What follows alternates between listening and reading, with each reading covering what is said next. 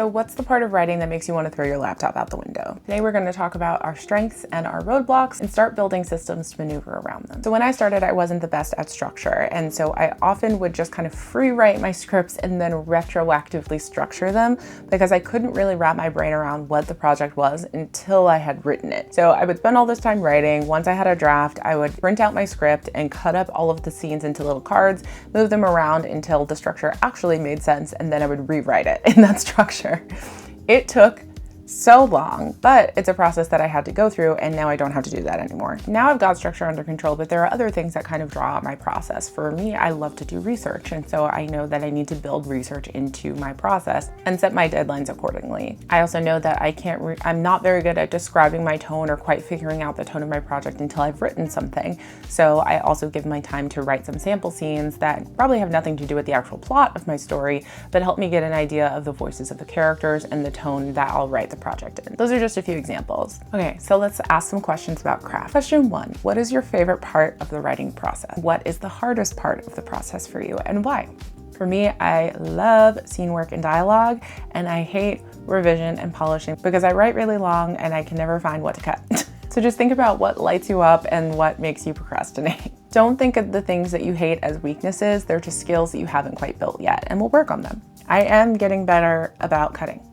I'm getting better. Question 2, when you have a new project, what is the first aspect that comes to mind? Do you see your character first, their voice, their personality, their vibe? Do you think more of the situation or premise, like what if blank, blank, blank? Do you think in visuals, like a scene or an image might pop into your head, but you don't quite know what story goes around it yet? Do you think more in themes or questions that you'd like to explore? Or maybe you just have an idea for a really cool world and you need to figure out who your story is about within it. Or maybe there's a character dynamic you find really interesting and you want to explore that. Now, every project can start with a different origin, but we kind of just want to think generally about what tends to come to you first. This is kind of the telltale sign of how your story brain works, right? What is the thing that gets prioritized in your head and the thing that is going to be most clear to you? And what do you have to latch onto and then build a story around when you're going through your process? Question 3, are you an outside-in writer or an inside-out writer? And are you more plot forward or more emotion forward? So outside-in writers are more 30,000-foot view, big picture people. They might have the big idea, but they might have trouble getting it down on paper to find the ideas that are specific enough to execute.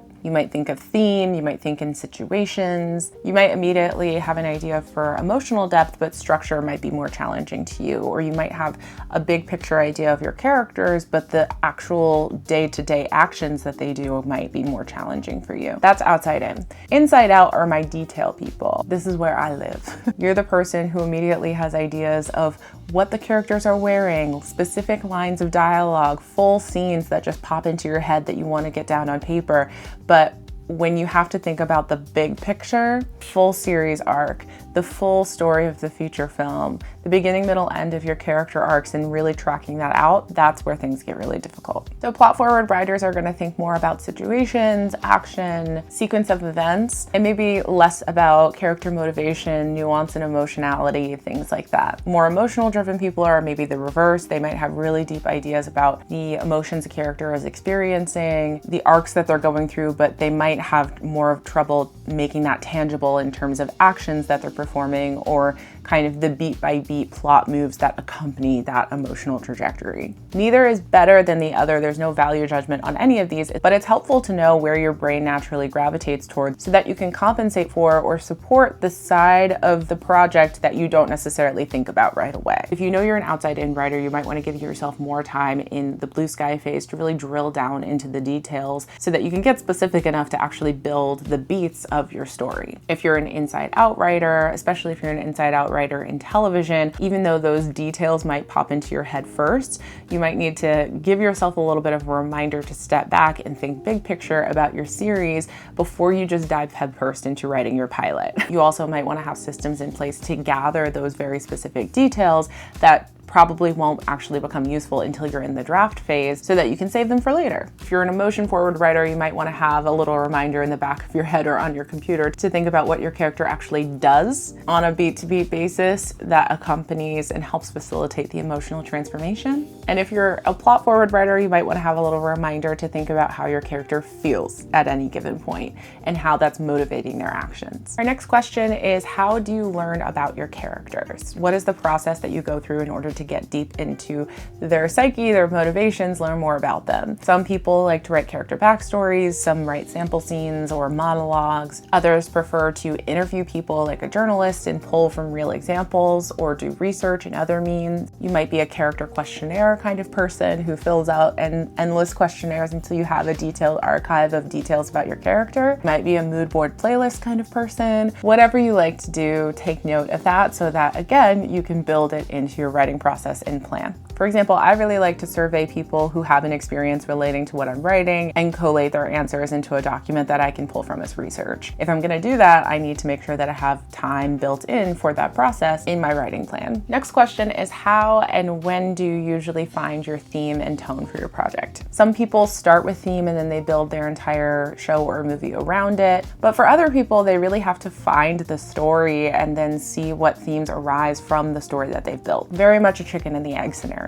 So just take note, do you typically discover your theme as you're going, or do you like to start with one up front? Similarly with tone, for some folks, they have a clear idea of the tone before they get started. For others, they may need to write a little bit before they can clearly summarize what that is and then apply that consistently across the entire project. The reason that we think about this is because we want our themes and our tones to be consistent throughout the entire script. So if you don't know what it is until you've already drafted, you're gonna have to do a lot of revision. And that's not a bad thing, it's just something that we have to plan for. You're gonna hear me say that a lot, actually, for the next few days. If you don't think about your theme or tone at all, you should start. So let's think about how we're gonna do that from now on, okay? Question 6 is, where are your roadblocks? Where do you feel like you tend to get really stuck in a rut, put your project down, quit, or fall off? Take note of when that usually happens in your process. Is it at the very beginning? You know, just getting started is the thing that's really challenging? Is it the decision paralysis of figuring out what should happen in your pilot, or figuring out what path a character might take in your act 2? Does figuring out the right structure framework to use to break your story really drag you down? Or are you like me, where the revision process makes you want to pull your hair out? Maybe you get really discouraged when you start getting feedback, or you have the opposite problem where you never put your script down. You're revising it into the ground because you're taking every note that gets thrown at you, or you think it's never finished. Identify your top 3 roadblocks and write them down, because those are the ones we're going to systematically attack. For each of your roadblocks, think about one thing that would alleviate that part of the process for you. If the issue is knowing when to put down your project or knowing when to stop researching, maybe you give yourself a time constraint or a number of drafts before you have to put the pencil down. I give myself a deadline of when I have to stop researching because I get lost in research. I find it so fun that I'll just do it forever. Are there parts of your process or decisions that you can maybe outsource? Like, for example, if you have trouble killing your darlings at first, find somebody in a writer's group or somebody you trust that can kill them for you. If we have trouble being objective, then the solution is to find somebody who is truly objective until you can do it for yourself. So brainstorm 2 or 3 things for each of your roadblocks that can help alleviate that part of the process for you moving forward. In the next few months, while you're writing your script, try them out and see if they work, and we can iterate from there. So for those of you in SBA, you can complete this part of your workbook. For everybody else, you can write this down in a Google Doc or on a notebook and save it for later. Now, I'd like you to comment 1 strength and 1 roadblock below, and I will catch you in the next video.